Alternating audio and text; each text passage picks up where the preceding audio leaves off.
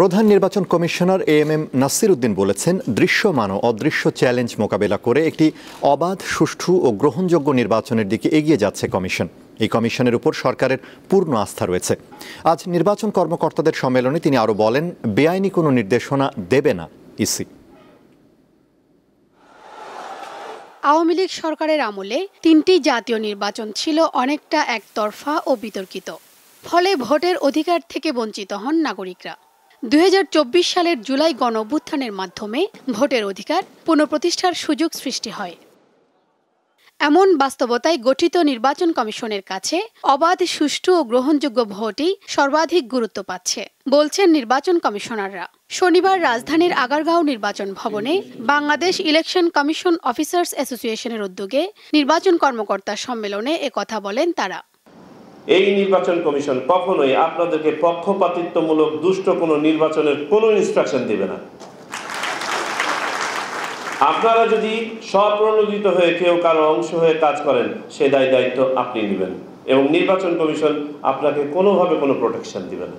10 মাস 10 দিনে নির্বাচন কমিশন প্রমাণ করেছে যে এই নির্বাচন কমিশন শক্ত মেরুদণ্ড নিয়েই কাজ করছে। নির্বাচন কমিশন কারোর প্রতি অনুরাগ বিরাগের বশবর্তী হয়ে কোনো কাজ করে নাই, ভবিষ্যতেও করবে না। নির্বাচনের ব্যাপারে, নির্বাচন কমিশনের ব্যাপারে অনেক অনাস্থা সৃষ্টি হয়েছে এবং আমি যদি বলি যে নির্বাচনের ব্যাপারে আমাদের দেয়ালে পিঠ ঠেকে গেছে।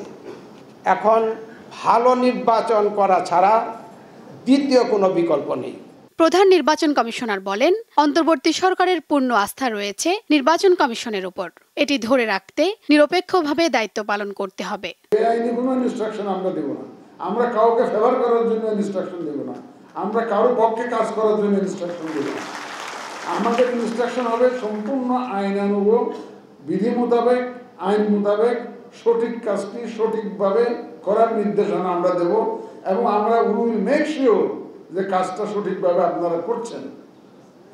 আল্লাহ তাআলা সাক্ষী, ঠিক আছে তো?